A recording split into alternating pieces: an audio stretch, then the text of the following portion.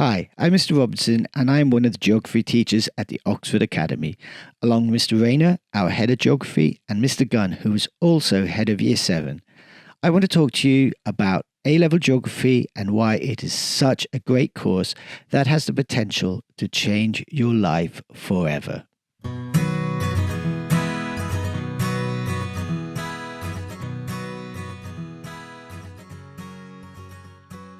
But first, I'd like you to think about the journey that you are on and have been on since the age of 4 or 5 when you started putting on uniforms, turning up to school, sitting in classrooms and taking part in lessons.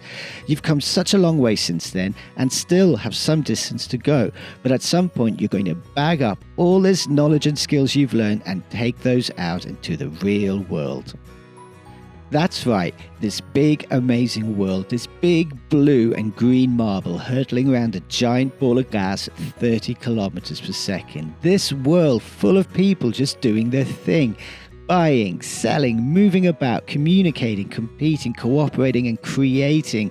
People enjoying their lives, dreaming big and in many cases living even bigger.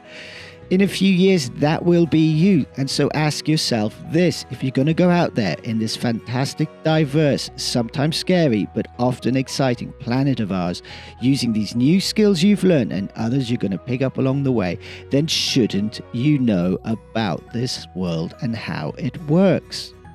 To me, the answer to that is a big, fat, resounding yes. And that is where A-level geography comes in. Take a look at this video now from the Curious Geographer YouTube channel. Ellie, who runs this channel, has been so generous in letting me use it. It's only a minute long and you'll see people who studied geography with Ellie talking about what they're doing now. A link to her channel is here and in the description, so check that out.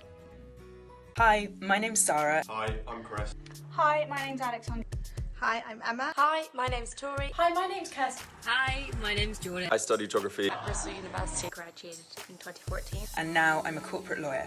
And now I work in strategy at Facebook. And I'm currently a story producer where I develop storylines for reality TV shows. I now work in insurance as an underwriter, insuring properties in the USA, the Caribbean and Australia against natural hazards such as earthquakes and hurricanes.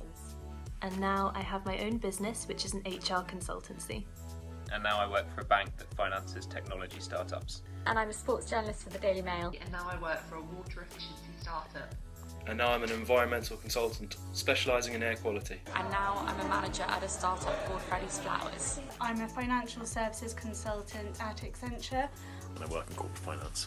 And now I work as a cricket trader for a sports data company. And then a graduate entry medicine degree in London, and now I'm a junior doctor. And I'm now a marketing manager. I now work at MediaCom. I am now a geography teacher myself. I'm in healthcare strategy consulting. I run my own business and I have done for the last 2 years, and I do floristry for high-end weddings and events. I'm currently travelling around South and Central America, but before that I worked as a project manager for an education charity. I'm a geography teacher in secondary schools for 3 years, and during that time really loved yoga. So now I teach yoga in primary and secondary schools.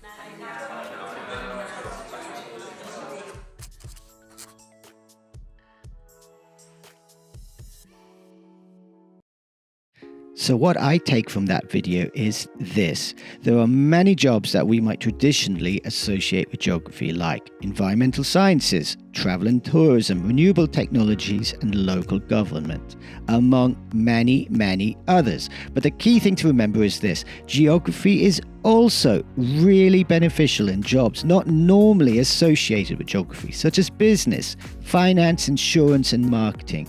And that's because having a background in geography can give you an advantage in the increasingly international job market. No matter what job you find yourself doing, that job will be connected to the world and the people living in it. Knowing how the world works means that you know when and how to apply the knowledge and skills you have learned in your own particular field.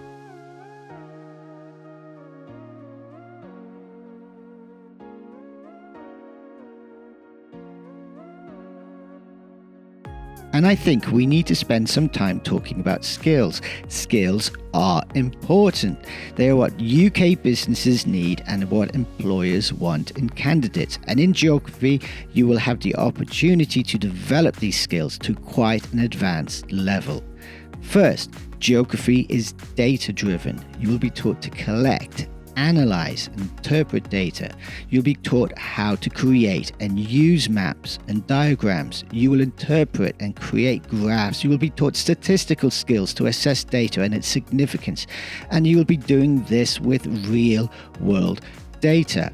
Second, we place a strong emphasis on literacy. You will sharpen your ability to use factual text and discursive material and be taught how to organize and structure your writing to a high standard.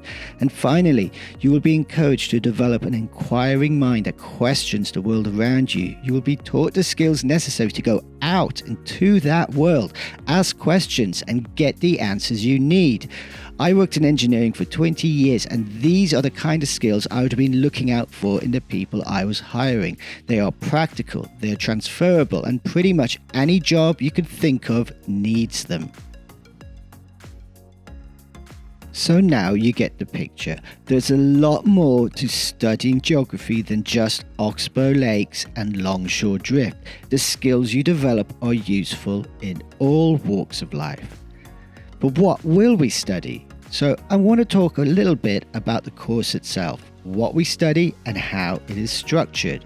Now, I'm not going to go into huge detail here. There is so much information in the slides, and I'll put a link to the specification which gives you chapter and verse on every topic. In terms of structure, towards the final assessment, remember these numbers.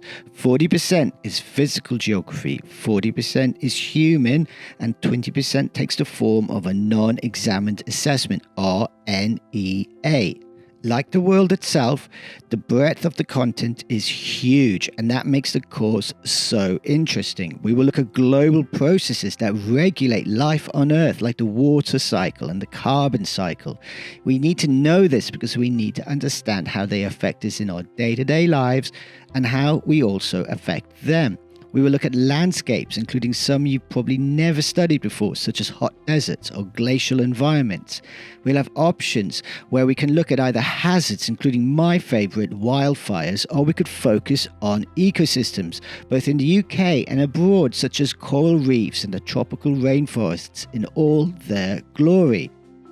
The human side is, in my opinion, even more interesting. We will delve into global systems and governance. That's going to bring you up to speed on the contemporary world. You will consider how the flows of people, money, ideas, technology help promote stability and growth and can also cause inequalities and conflict. We will look at the patterns of international trade and access to global markets, the laws and institutions that regulate this planet.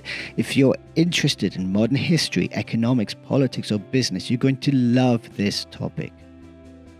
We will also look at the geographical concept of place. You will get to think about how we engage with, experience, and value different places. You'll develop an understanding about how places and the changes they are undergoing affect your lives and the lives of others. If you're interested in the urban environment, architecture, sociology, then this ticks all those boxes. It's geography, but on a very human level. We will also have options to study contemporary urban environments, where we will tackle some really gritty issues affecting cities in the modern world. Or we can look into population and the environment and take a broader view of the challenges of rising populations on our planet and our communities. Alternatively, there is the option to study resource security, where you will have the opportunity to develop a really deep understanding of how our societies obtain the materials they need to survive and how this impacts the planet. In all cases, you will be tackling challenges that are happening now and will affect you in the future for years to come.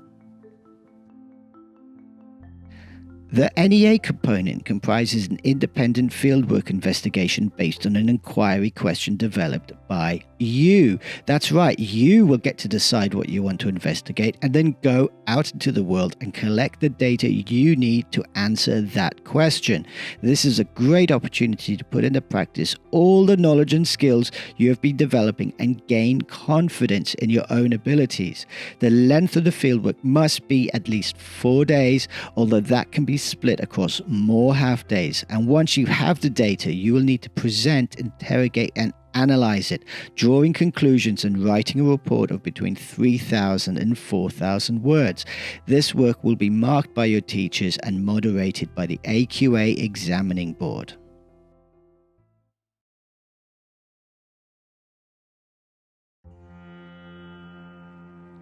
So we're close to the end now, and I only have a few more points to make.